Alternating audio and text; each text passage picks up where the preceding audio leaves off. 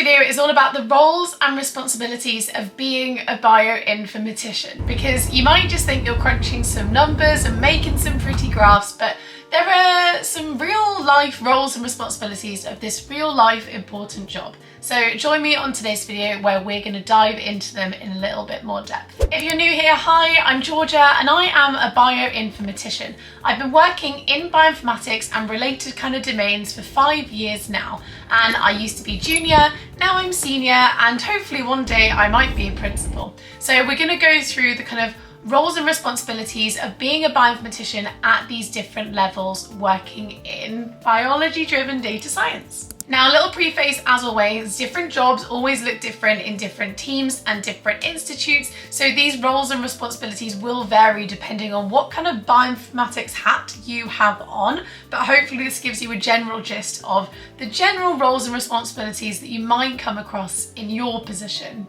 Number one is having to actually upload data to repositories. So it's not just enough to get the answers, you then have to share that data in public repositories so that people can access the data that you've been working on. So we don't just have to do the science, we have to prove that we've done the science. So there's multiple repositories like Geo, ENA, where you need to actually upload your data .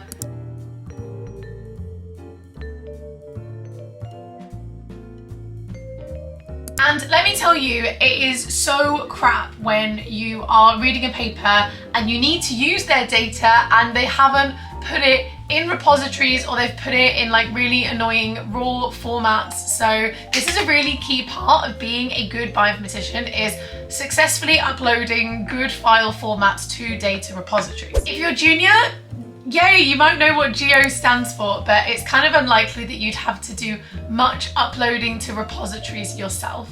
You might have to format some metadata files, but probably won't touch uploading data to repositories. If you're a senior, you will definitely have to upload data to repositories, so you'll want to be planning with the kind of wet lab collaborators what data that they're comfortable with uploading, and making sure that all your files are in the correct format for that repository's requirements, because they can vary. You'll also have to enforce metadata standards and know what the FAIR principles are. The FAIR metadata principles stand for F for findable. Data and metadata should be easy to find, aka you've named it in things that describe what the data actually is, and use persistent DOIs so it's easy for both humans and machines to find the data. A is for accessible. Data should be retrievable using standardized protocols, so maybe APIs or HTTPs, etc. It also needs to make sure that the metadata is accessible even if the actual data no longer is. A is for interoperable. So data should use kind of standard vocab and ontology, so making sure that it's standardized. File formats and metadata have to follow community standards, so you need to be uploading proper BAMs, proper FASTQs, and the reason why we need interoperable data is so that we can integrate different data sets together, because the whole point of research is understanding kind of everyone's work together and standing on the shoulders of giants, so this is super important. Finally, R is for reusable. So it needs to be well described, have clear licenses, and make sure that you documented how to kind of reproduce and the versioning that was used to create everything in the data. And then if you are a principal in this space, principals, they're not just like uploading the data, they're going to be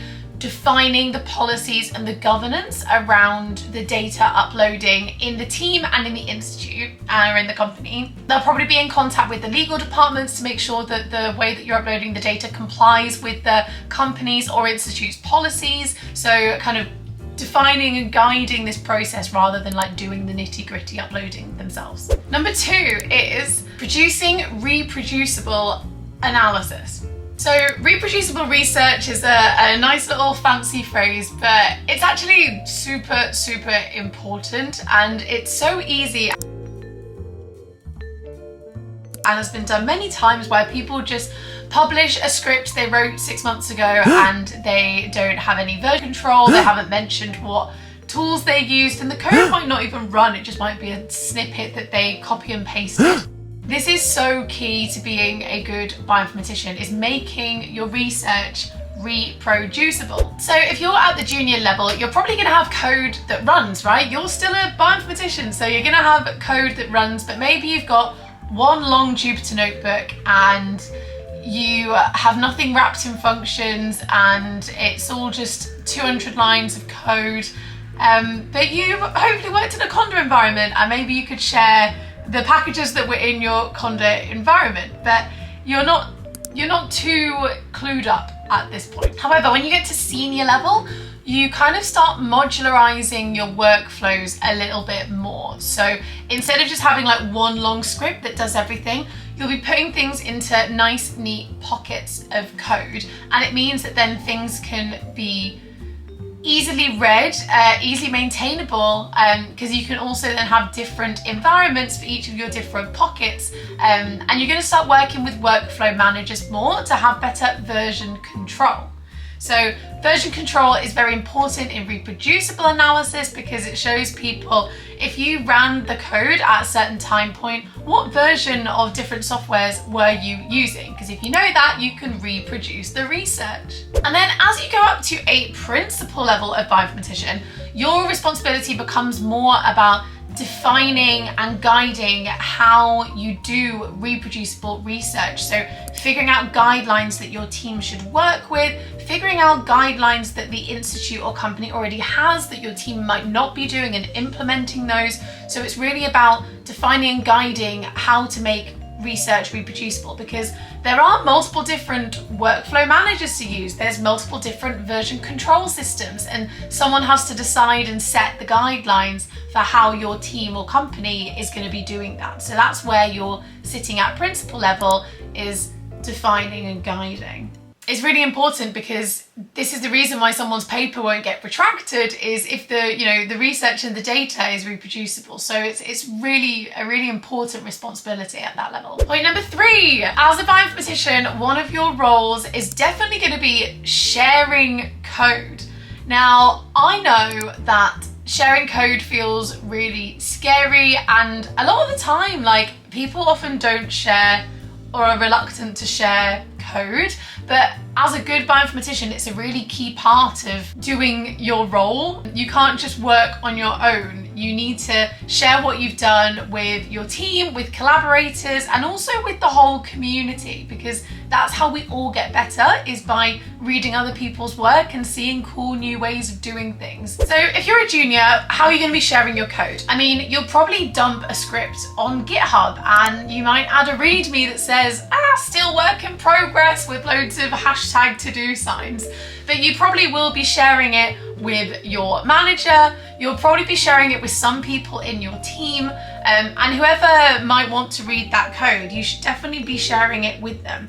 And I'd almost argue that sharing your code at a junior level is, well, it's not more important, but it's equally important as when you're higher up, because the only way that you get better is by like other people critiquing what you've done, and just getting into that habit of, oh, someone else is going to see this, makes you comment better and makes you think more clearly about the tools and workflows you're going to use. So hopefully you'll be sharing lots as a junior, but also it's not like you'll be sharing loads and loads, because you won't be doing as much. So as a senior level, your sharing of code becomes a little bit more complex. So you should be sharing things open source. When open source just means that it's not hidden behind any kind of like private authentication purposes. So you should be opening issues on GitHub. You should be responding to people. You should be interacting with the community. You should be going to hackathons and pushing that code publicly on GitHub. You should just really be sharing your code as frequently as you can, because again, there's junior people that can learn by looking at your code. And again, you should be coding in a much more sophisticated style at this point. So definitely thinking about sharing that with others is really important, because we all end up developing our own coding styles and our favorite tools and packages we like to use. And if we all share those with each other, then we're all gonna become better bioinformaticians, because breadth is so important in this world, because new tools are constantly coming out and changing. So knowing the global or just like knowing the environment, wrong word for bioinformatics video, but knowing like the environment is really important for being good. At senior level, you also might be writing your own tools if that's something you like to do, and obviously writing your own tools comes with publishing those and making sure that you are sharing all of the code to do that. Finally, as a principal at this level, you're most likely going to be sitting on panels and steering committees about how best to generate open source projects in your institute. You might be working with allocating pots of funding in order to promote hackathons and open source code creation. You might be able to speak at conferences about the importance of developing things open source, and you might also be organising your own hackathons. If there's an area in your institute or department or company, you might organise a hackathon. Next up, number 4 is presenting. So you might think that a bioinformatician is just coding all day. No, you actually have to talk to other human beings about what you are doing, what you've done, and what you'd like to do in the future. It's a really key skill, and as I spend more time as a bioinformatician, I am realising that the people who land the jobs are the people who, yes, A, have the technical skills, but B, have the skills to communicate their work. I just can't explain how much like having the technical skills is enough to get you an interview, but it's not enough to get your foot in the door. Like, it's the bare minimum. You don't get these roles unless you can talk about your coding and your bioinformatics. So presenting is really, really key, and it's a big part of being a successful bioinformatician. So you might be asked to speak at things like seminars or conferences, and these can be either like in your company or institute, they might be virtual, or they might be within your country or abroad. There's many reasons you might even present in the day-to-day of your role. So we have lab meetings, we have journal clubs, we have like smaller kind of seminars and flash talks. So there's loads of reasons why you might need to present, and also just loads of reasons or opportunities to present that aren't mandatory. So you can offer to give flash talks and seminars that might not be kind of the bare minimum in your role, but I think always good to get more practice in where you can. So for at the junior role, as a junior, you're definitely going to have to present in a lab meeting or a group meeting or a team meeting. So these are where kind of the team get together usually every week, and people take it in turns to present. So it might be like a long 1 hour presentation. In my old lab, sometimes it was 2 hours, which is like insane. Or it might be like a 20-minute little catch up of what you've been doing, but you just share what you've been doing with the group. And again, this is so important for getting feedback, letting others know where you're struggling so that people can help you and give you advice. So if you can communicate well your thought process and what you've been doing, just really, really key to get that feedback when you're a junior.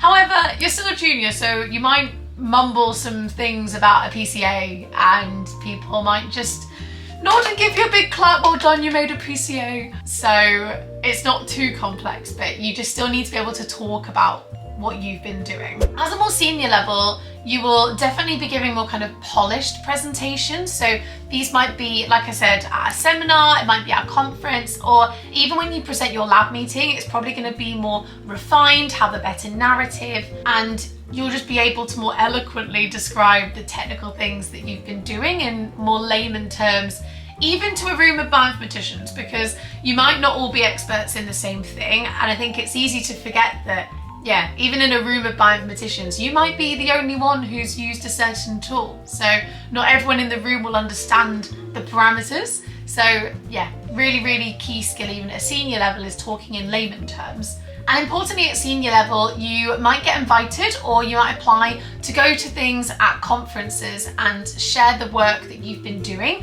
And this is because at a junior level, you're more of a contributor, whereas at a senior level, you're more leading projects. So it's more likely that you'll have enough to go and talk at a conference with. Whereas at a principal level, you'd be giving more keynote lectures about really important topics and trends in the biodata science community. You might be invited to sit on a panel to give your expert opinion about a certain topic or trend in bioinformatics. So you're not just presenting data at principal level, you're influencing the way funding is given, you're driving policy making decisions within the data world and within bioinformatics. You're shaping the direction of the field when you get to this level by presenting. And this is why presenting's key, because you have the power to do that if you get in the right rooms with the right people. Number 5 is building pipelines and improving processes.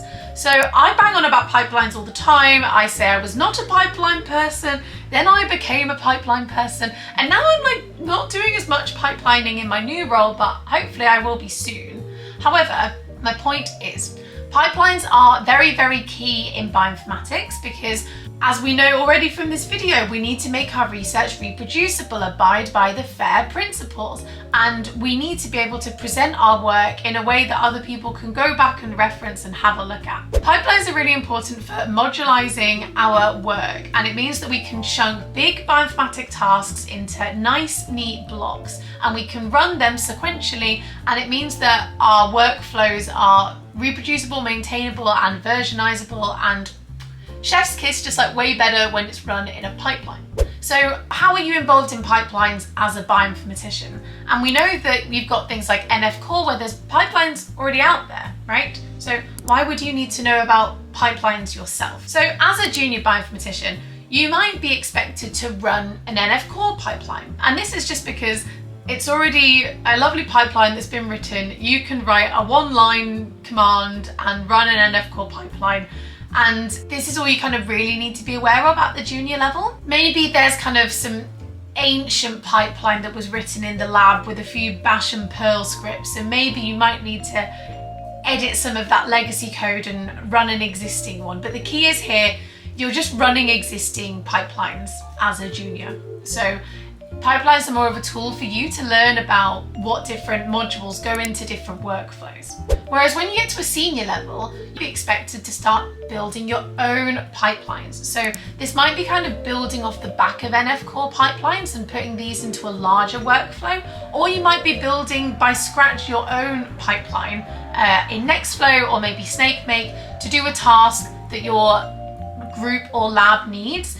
And that task needs to be done many times, potentially scaled up and in a way that's reproducible. You'll be also writing documentation for these pipelines, which is so important. And you'll most likely have to train other people on how to use the pipelines that you might have written. This might be within your team, or maybe someone else in the company wants to write their own pipeline and they might come to you for advice and guidance on how to do that. At principal level, we're moving away from just one pipeline for one task. You're looking at the kind of institute-wide architecture of pipelines. You know, are there multiple different groups within the institute doing a similar thing, and these could be brought together by one singular pipeline just with different config files? Are there gaps in the team or the institute where a few people are doing a few hacky scripts, but actually if you wrap them in a pipeline, this could save time for everyone in the group?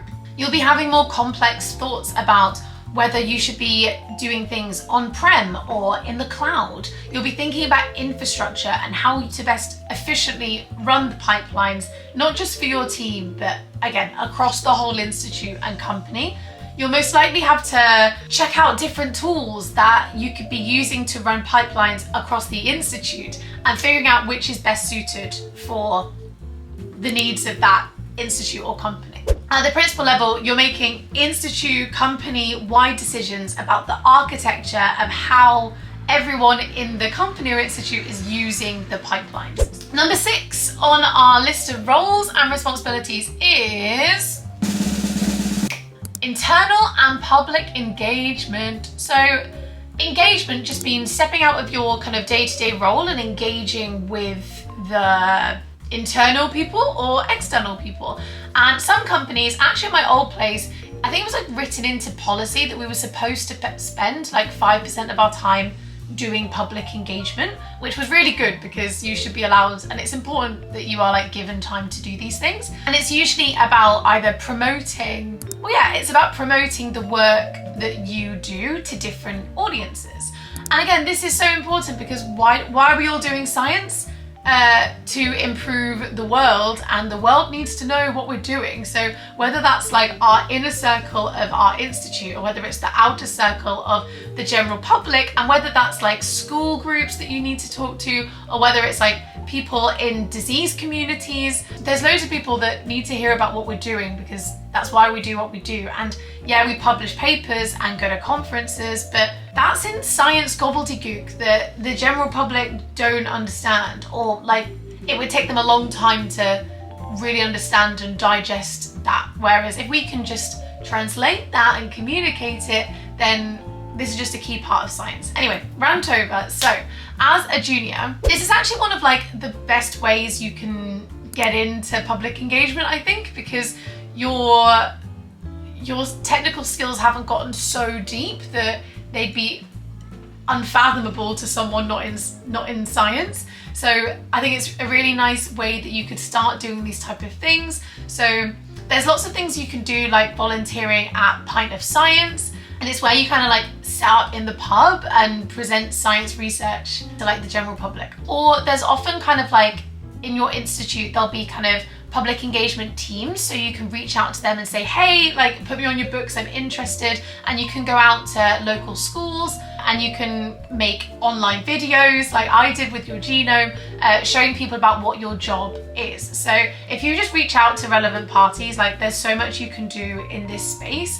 So yeah, at junior level, you can definitely sign up to volunteer in schools, because the science, like teaching primary school kids, will be very basic science that you definitely know. At senior level, there's loads of really cool things that you can start doing. So again, you can start being involved with creating videos in the public engagement team. You can start writing blog posts about things that you might be doing in your role. And in terms of that internal engagement, you might be giving presentations and seminars about what your role as a bioinformatician is within the institute, and generic basic like bioinformatics 101 seminars about things to help people understand what bioinformatics is. A lot of people like to write articles on Medium, although I think people are moving away to, is it Substack now?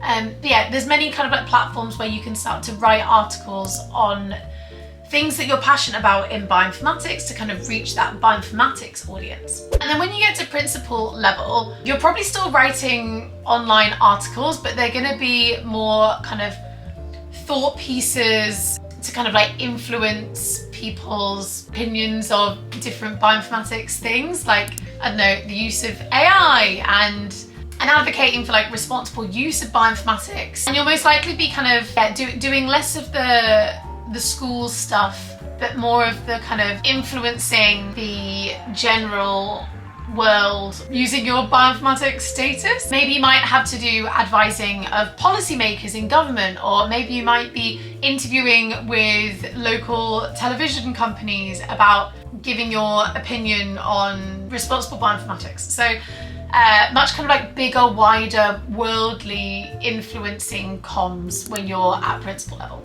Okay guys, so that was the general roles and responsibilities of being a bioinformatician.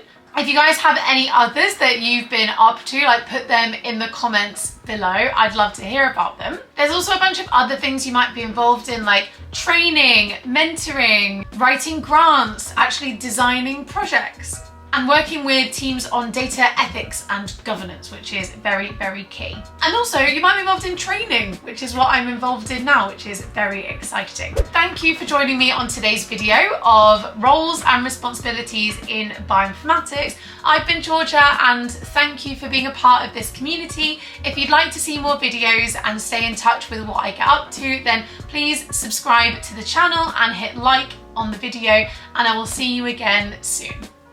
Bye!